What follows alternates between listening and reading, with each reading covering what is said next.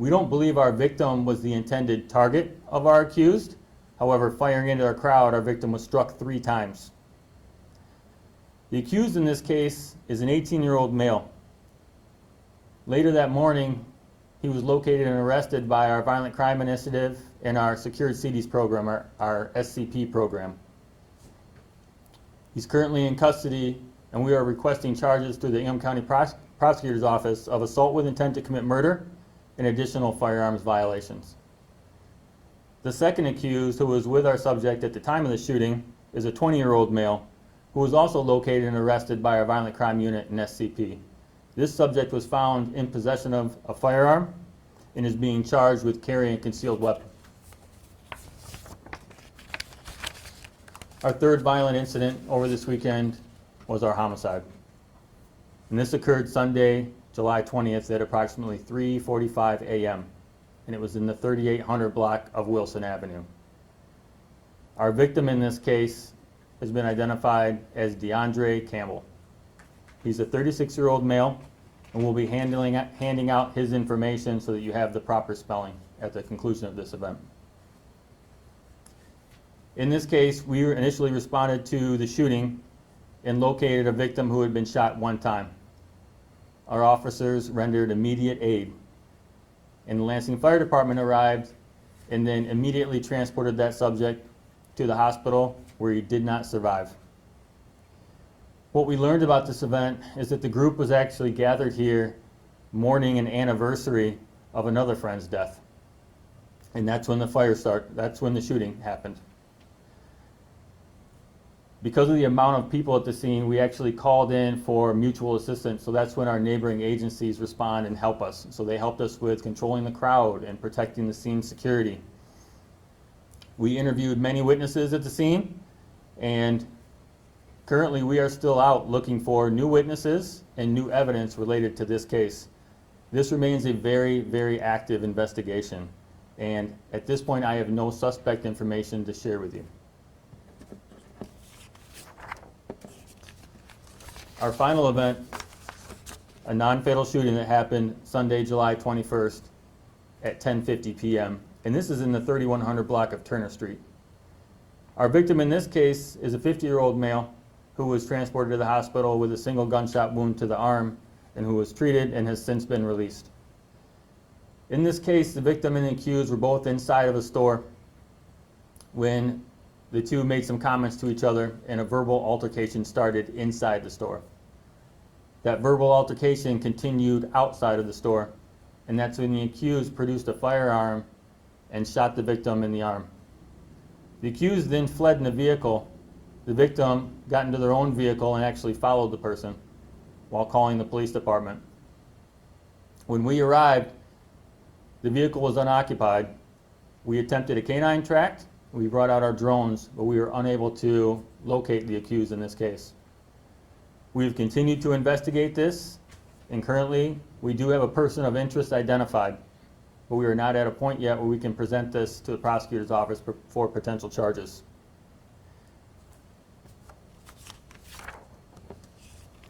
I need to note that it's still very, very early on in all of these cases, but when this many cases happen, we need to make sure that we get the facts straight to the public and to the media, and also we're providing you with updates.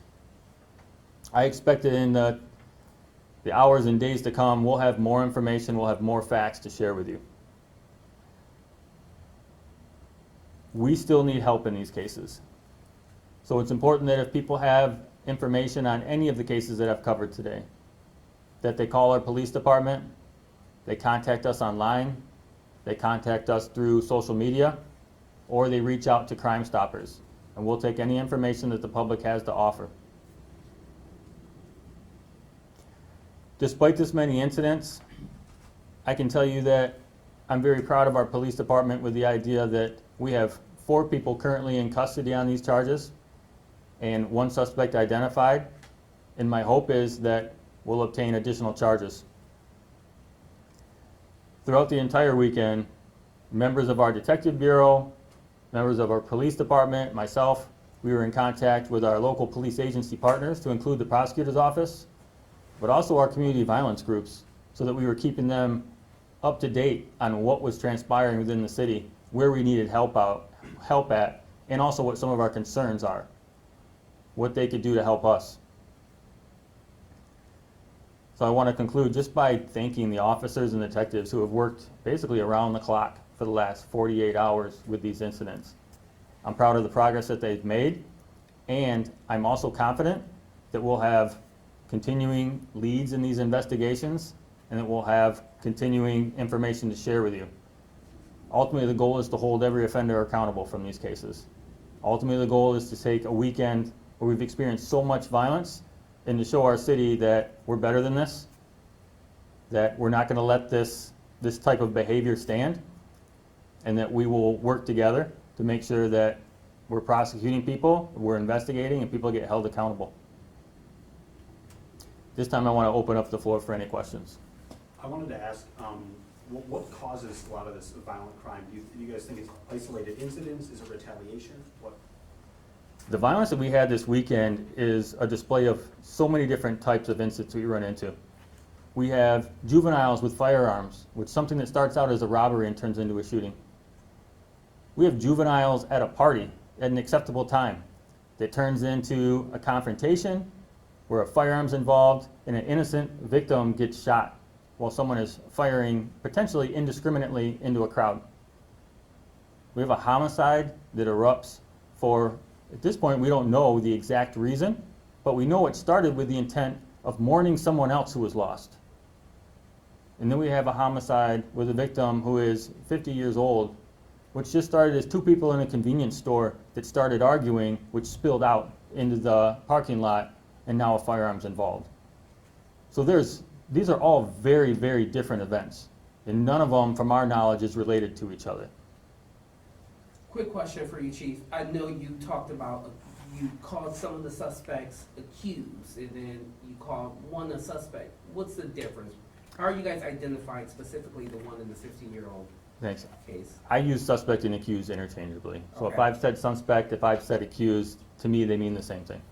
And specifically talking about the shooting with the 15-year-old girl, it was some type of party or gathering you talked about. Roughly how many people were there? I don't have the approximate number of people that were at this party. I can say that there was a crowd there because that's the information that was relayed to me when the subject opened fire. And then we talked about the curfew for youth. I remember almost 2 years ago when the Logan Square situation happened, you were here talking about the curfew and the enforcement and everything of that nature. How is that being enforced to prevent these kids? So we still are enforcing the curfew, but it's important to note that at the time this shooting happened, this is at 10:45 p.m. The curfew would apply to people that were 12 and under. So at this time, this is an age group that's allowed to be outside. They're allowed to have these gatherings. So the curfew really isn't a factor for the most part in this particular instance. Are you able to confirm, might be difficult at this point, but if there was a man named Richard Humphrey who was a victim of any of these shootings? I can't confirm any victims' names. You've talked before about trying to establish patterns when it comes to especially a lot of these recent and in multiple days or multiple shootings in just a few days. Are there any patterns you're noticing along with these 4 shootings that we've seen? Sure, so if you look at the relevant facts that I've shared today, you're going to see that, of course, firearms are involved in all of these. As we dig into this, of course, we're looking at offenders primarily, but on the backside of this, we are going to start looking at how these actual firearms came into play. I've already noted that at least one of them was a stolen firearm.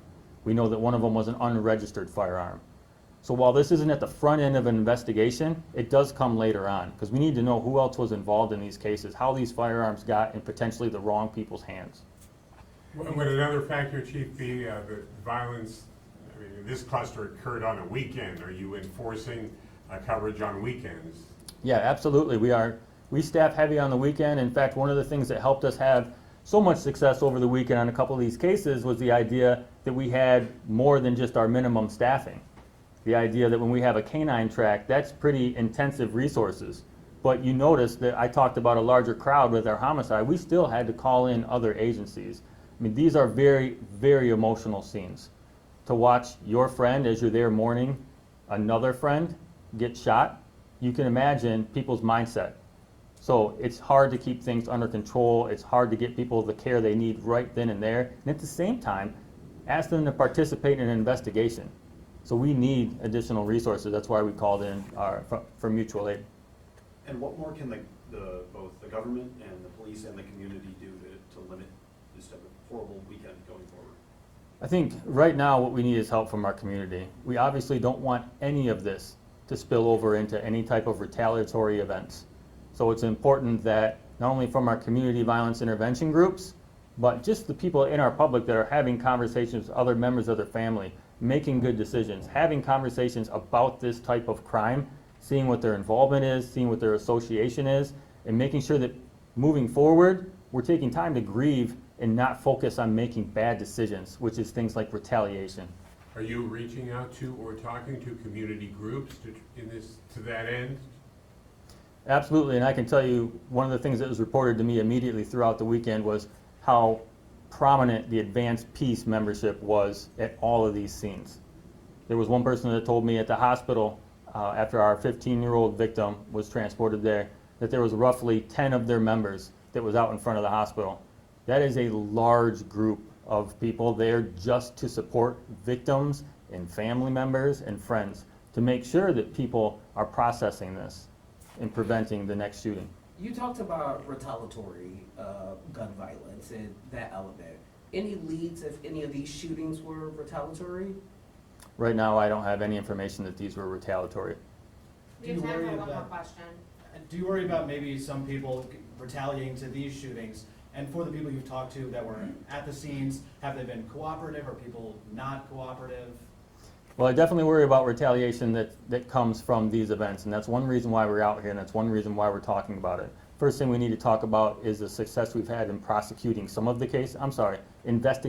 the cases, but also is to give updates and information on what we're doing to investigate the ones who aren't solved yet, the ones that aren't in custody.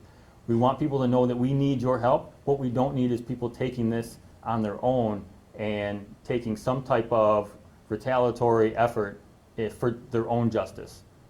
We need to hold these people accountable through a criminal justice system and through a process, and we can definitely do that. And we can do it even better if people join in and help us out in the investigation. When do you expect charges again on the youth that's in custody to be filed? I do expect that we'll have more information on that by the end of the day. Thanks, guys. Thank you. Yeah, here. Oh, no, of course, I just. Thank you. Thank you. Sir? I know it's tough. Thank you. Yeah, it's been a busy weekend. So-